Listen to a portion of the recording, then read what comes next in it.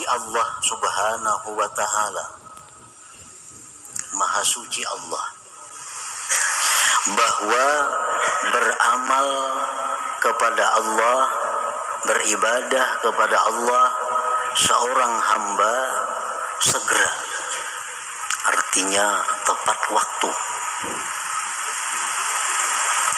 maka Allah membalasnya itu belakangan.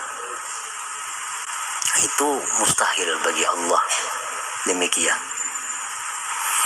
Artinya Allah menyuruh kita sembahyang tepat waktu, puasa tepat waktu, zakat tepat waktu. Lain-lainnya Allah perintahkan kepada kita beribadah tepat waktu. Tetapi Allah membalas nanti di akhirat. Itu mustahil. Kalau sesuai dengan nama Allah Al-Karim,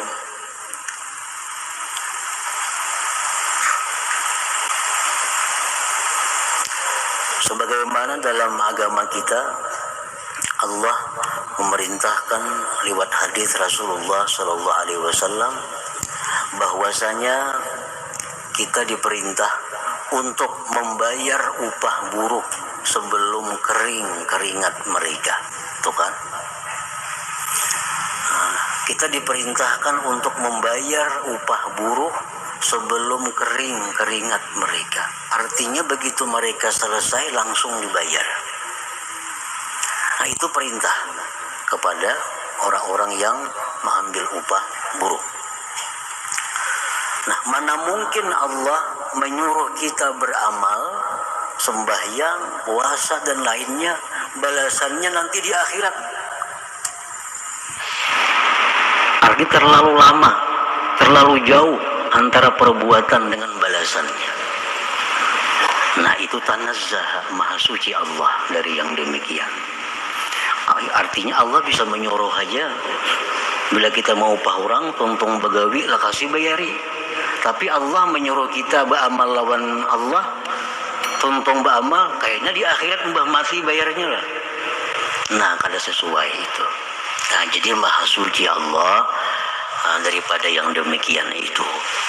Balla budda ayyu ajjila lahu jazaan yaliqu bihi fi hadhihi dar. Tetapi tidak boleh tidak bahwa Allah itu menyegerakan bagi hamba tadi balasan.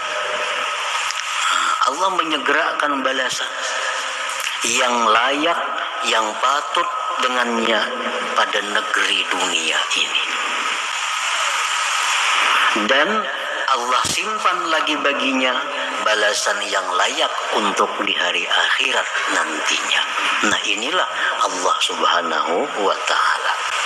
Jadi setiap kali kita menjunjung perintah Allah, kita langsung dibalas oleh Allah dengan satu balasan yang layak untuk di dunia ini. Ditambah lagi nanti balasan yang disimpan Allah di dalam surga di akhirat nantinya.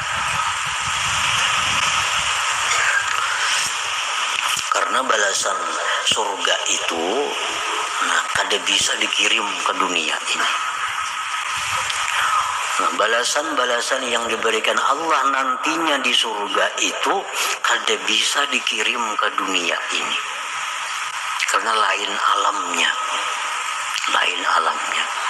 Jadi setiap kali kita beribadah, Allah balas langsung dengan balasan yang sesuai di negeri dunia ini.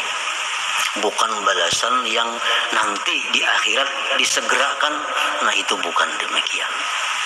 Sebab balasan surga itu, benda-benda surga itu kada bisa dibawa ke alam dunia yang fana ini.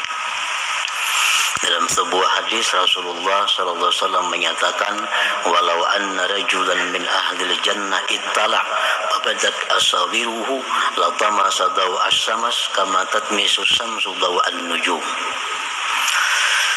Jikalau bahwa seseorang laki-laki dari penghuni surga itu muncul, maka nampaklah gelangnya.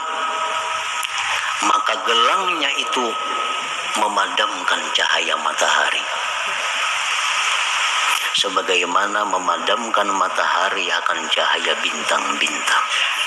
Nah jadi balasan itu kada bisa, balasan surga itu kada bisa dikirim Tuhan ke dunia. Misalnya bila orang sembahyang dia akan dapat 1 gelang, kada bisa. Karena 1 gelang surga itu kalau dikirim ke dunia, matahari sudah kada bercahaya lagi, kalah dengan gelang surga itu.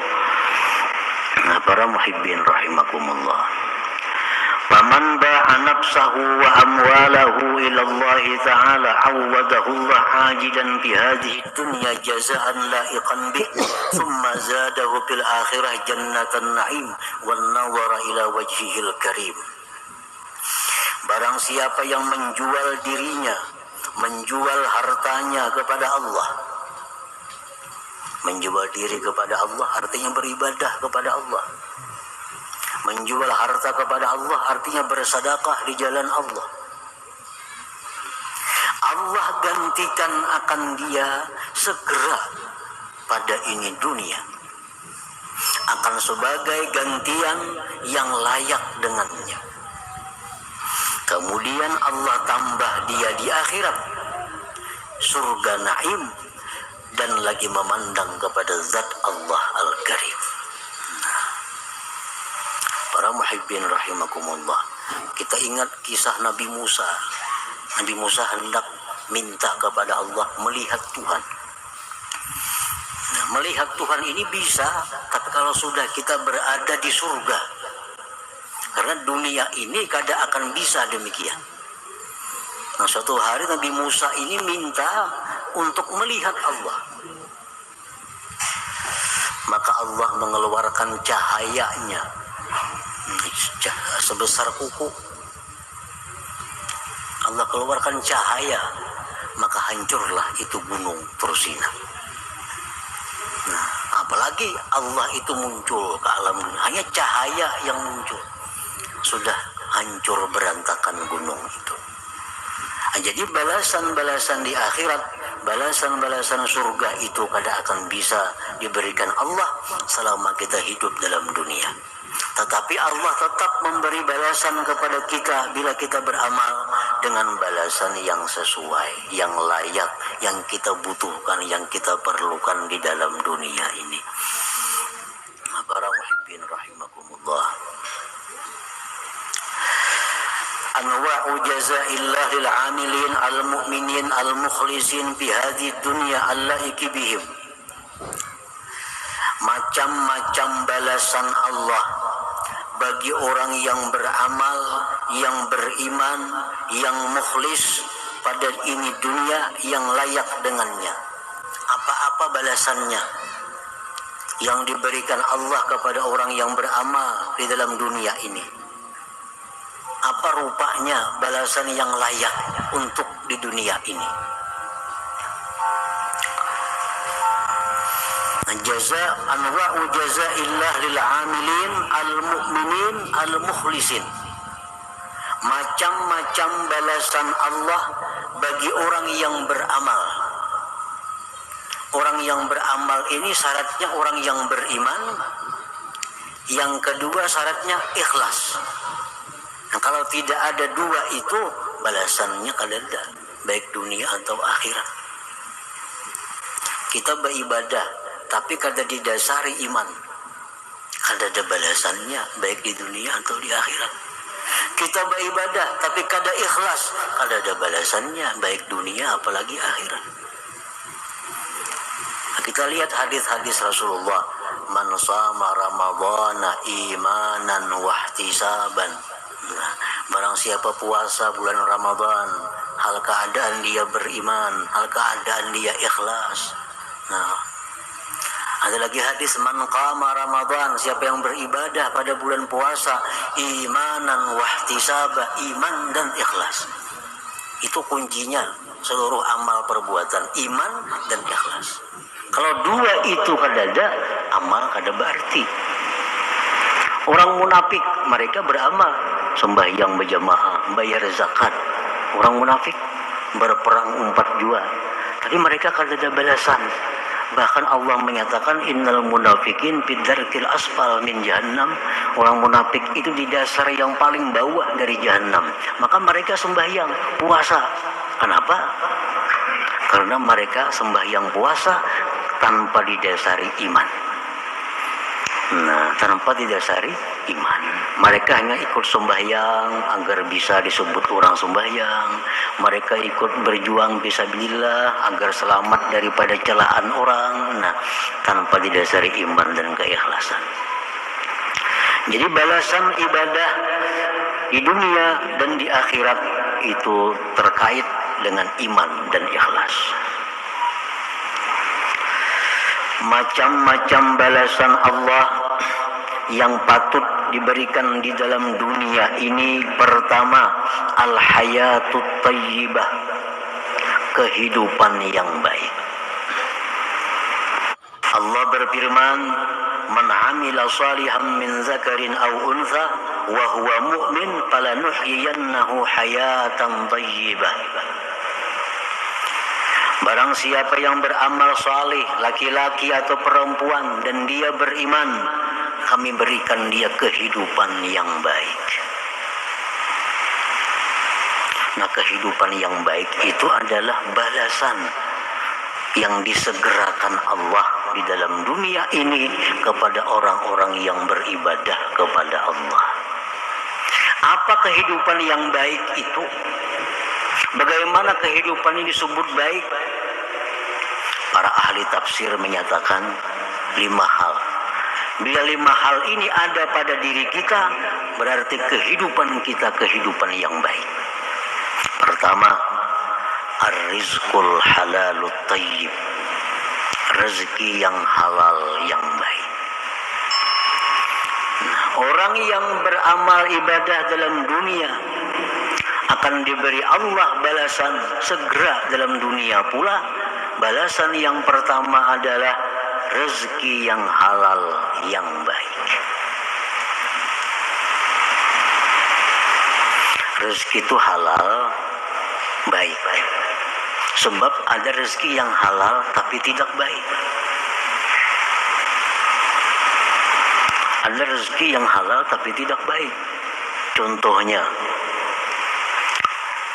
orang bekerja pekerjaan yang halal, misal bertani, beternak. Tetapi dalam bertani, beternak, mereka meninggalkan keperduan mereka.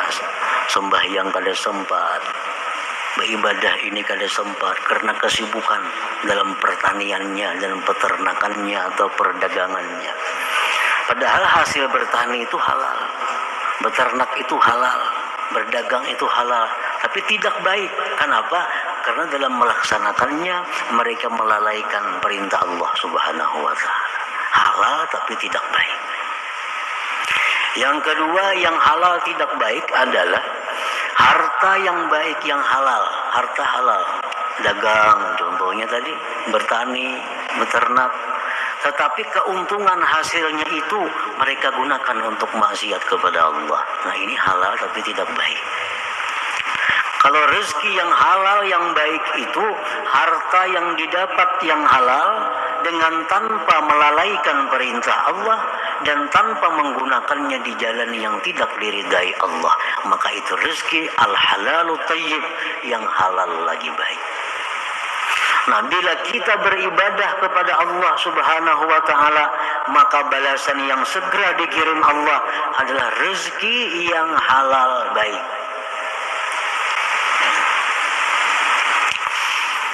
Yang kedua, yang termasuk dalam kehidupan baik itu adalah al-qanaah.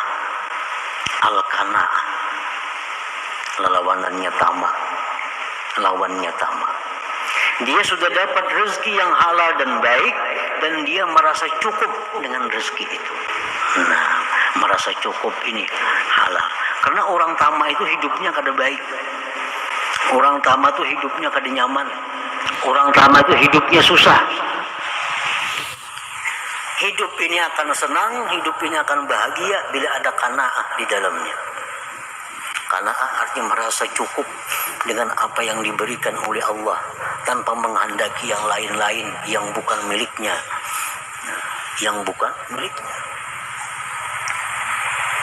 Yang ketiga, at-taufiq lit-ta'ah, diberi kemudahan untuk taat kepada Allah. Ini balasan ibadah.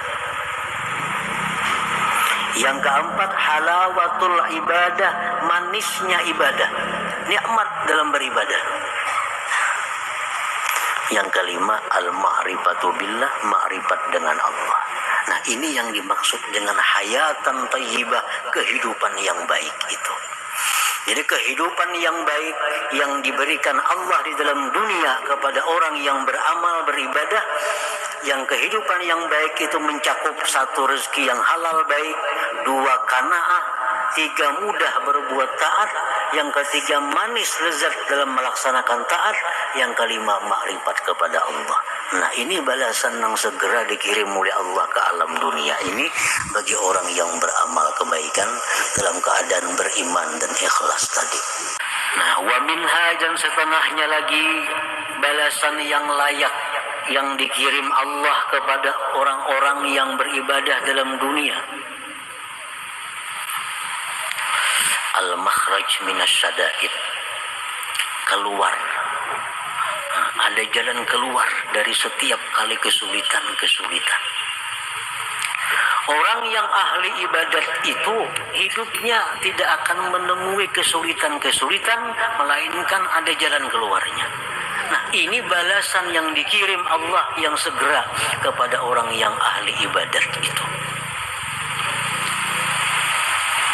Hidupnya ada susah, tapi pasti ada jalan keluarnya. Ada buntu, pasti ada jalan keluar. Allah Subhanahu wa taala berfirman, "Wa may yattaqillaha yaj'al lahu makhraja wa yarzuqhu min haitsu la yahtasib." Siapa yang takwa kepada Allah, artinya menjunjung perintah Allah, menjauhi larangan Allah, Allah jadikan baginya jalan keluar dari setiap kesulitan, dan Allah berikan dia rezeki yang tidak terduga-duga.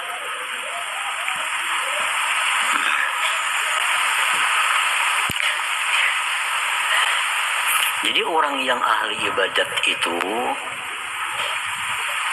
kadang mau susah hidupnya, kadang mau sulit. Setiap sulit ada jalan keluarnya. Dan selalu ada rezeki yang datang tanpa terduga-duga, tanpa disangka-sangka. Yang direncanakan, yang dihitung bisa gagal, tapi yang kada disangka-sangka itu yang datang. Nah, ini balasan Allah yang disegerakan kepada orang yang taat kepada Allah. Para muhibbin rahimakumullah.